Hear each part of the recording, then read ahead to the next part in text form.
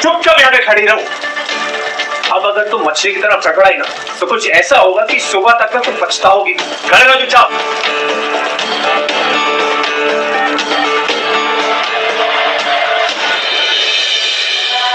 मैं क्यों पछताऊंगी?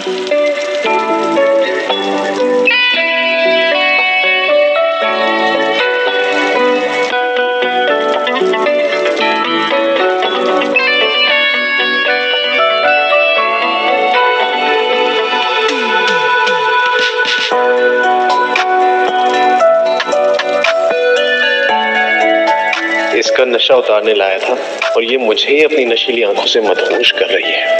ये लड़की का चक्कर बहुत भारी पड़ेगा बाबू भैया।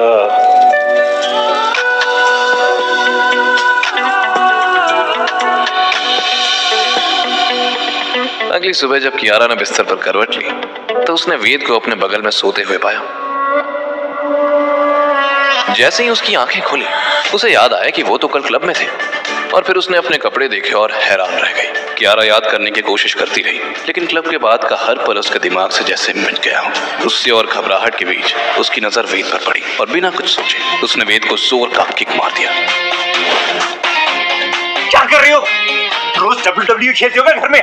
जो मुझे किक मारी हो? तुम मेरे रूम में कैसे आए? Get out right now. एक सेकंड, नहीं जाऊंगा। दादी का ऑर्डर। दादी ने बोला है कि मैं यहीं रहूंगा तुम्हारे साथ इस रूम में रूम पार्टनर बन के। दादी का ऑर्डर है, मैं कुछ नहीं कर सकता। सॉरी। तुमने और दादी ने ना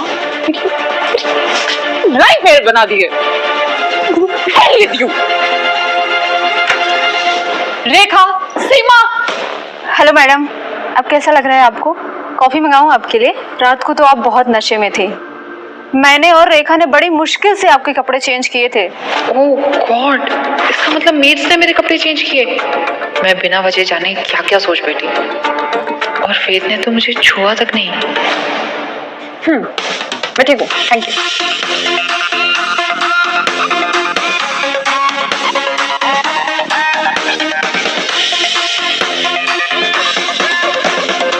अचानक से वेद को याद आया कि वो एनवेलप जो कल रात उस बाइकर ने तेज रफ्तार से भागते हुए वेद की तरफ फेंक दिया था, कल रात कियारा के नाटक में वो टेबल पर ही छूट गया था। वेद तुरंत एनवेलप उठाकर देखने लगता है। तभी उसकी नजर एक खास निशान पर पड़ती है। फोटो के कोने पर एक पुरानी मोहर लगी थी, वही मोहर जिसने उसने अपने पापा के पास बार बार देखा था। वेद के दिमाग में सवालों के घोड़े दौड़ रहे थे। ये तो उसी फोटो का दूसरा हिस्सा है जो दादी के पास से चोरी हो गया था। फोटो उस आदमी तक पहुंची कैसे और उसका असल चेहरा क्या है? तभी जब उसने एनवेलप में फिर से हाथ डाला, अंदर से एक चिट्ठी निकली। सच जानना चाहते हो तो यहाँ पहुंचो। मुझे लगता है सच का दरवाजा यहीं से खुलेगा। वेद दिए गए पते पर पहुंचा, एक पुरानी जर्जर बिल्डिंग। अंदर घुसते ही उसकी नजर खंडर के छोर पर खड़े एक लंबे हट्टे कट्टे आदमी पर पड़ी। गंजा सर, खतरनाक टैटूज, लंबी दाढ़ी, मूंछें। ये कोई आम आदमी नहीं था। मुझे यकीन था कि तुम जरूर आओगे। ये क्या खेल खेल रहे हो तुम? अब मुझे यहाँ बुलाने का मकसद? फोटो डिकोड हो गया।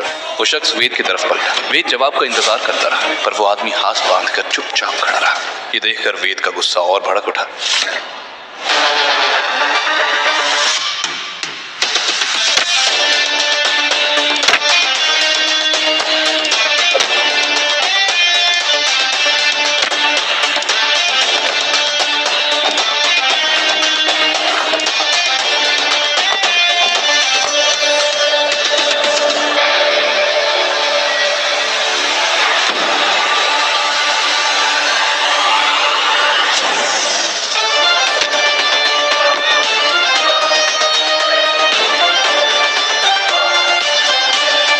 किंग, तुम मुझे किंग क्यों बुला रहे हो? क्योंकि तुम्हारे पापा के बाद तुम ही किंग हो। किंग, तुम्हारा बाप गद्दार नहीं है, तुम्हारा खून गंदा नहीं है। सही वक्त आने पर तुम्हें सब समझ में आ जाएगा। तुम्हें उनकी मौत का बदला लेना होगा। ये खेल तो बहुत सालों पहले शुरू हो गया था, उसे खत्म भी तुम ही करोगे। मैं रकीम, तुम्हारे पापा का बॉडीगार्ड, और ये फोटो तुम्हारे पापा ने तुम्हारे लिए छोड़ी थी। सिर्फ तुम ही इसमें लिखे मैसेज को डिकोड कर सकते हो। अब उस फोटो को डिकोड कर दो, जवाब खुद ही मिल जाएगा। लेकिन फोटो का दूसरा हिस्सा तो चोरी हो चुका है। मतलब उन्हें पता चल गया है। कोड को डिकोड करने के लिए फोटो का दूसरा हिस्सा बहुत जरूरी है किंग। समय किसी के लिए नहीं रुका है किंग। हम फिर मिलेंगे।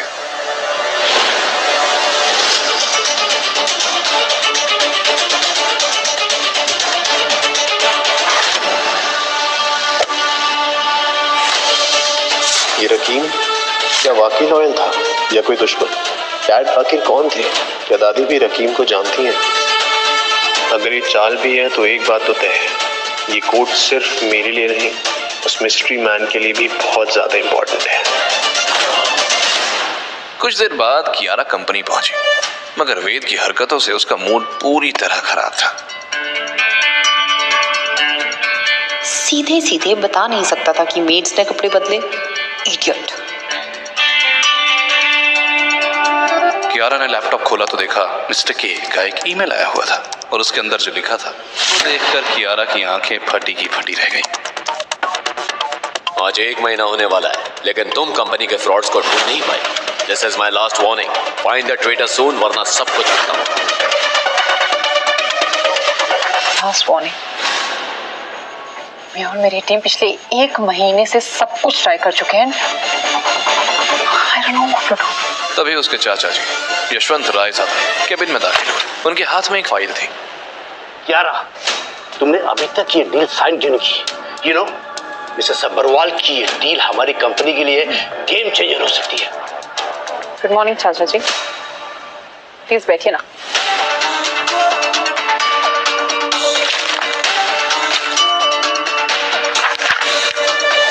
आप जानते हैं हमारी कंपनी के फंड्स कितने टाइट चल रहे हैं और आप मुझे इतनी बड़ी इन्वेस्टमेंट करने के लिए कह रहे हैं। मेरी टीम को थोड़ा R&D करने का मौका दीजिए। कियारा, हमारे पास सिर्फ 24 घंटे हैं इस डील को साइन करने के लिए, नहीं तो कोई और ले जाएगा।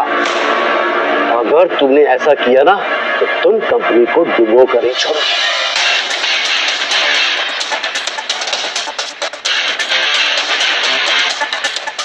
मैं इस कंपनी को कभी डूबने नहीं दूंगी। आफ्टर ऑल मेरे डैड, मॉम और दादी की मेहनत है। और बात रही इस डील की, तो जब तक मिस्टर सब्बरवाल की कंपनी के बारे में मैं रिसर्च नहीं करती, मैं साइन नहीं कर सकती। I am sorry. सुबह सुबह किसकी डिलीवरी देने आया है? हाँ? कंपनी का स्पेशल एम्प्लॉय कार्ड देखकर गार्ड हड़बड़ाया। Sorry sir.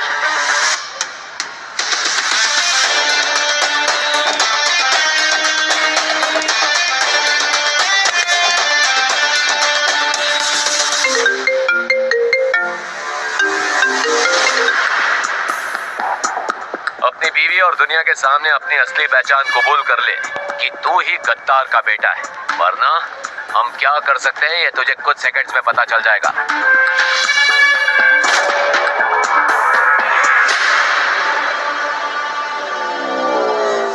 बीवी मतलब किसी और को मेरे और कियारा की शादी के बारे में पता है और मेरे पास्ट के बारे में भी। ये ख्याल आते ही वेद सीधा कियारा के केबिन में घुस गया। अरे रुको रुको रुको, you can't go inside without permission. वो अंदर कैसे आया? तुम्हें किसने आने दिया? Get out now, get out. चाचा जी, ये मेरा नया असिस्टेंट है, इसे दादी ने अपॉइंट किया है। ये मेरी माँ को और कोई नहीं मिला क्या? इससे पहले कि वेद इस बात का मुंह तोड़ जवाब देता, अचानक कियारा का फोन बजा।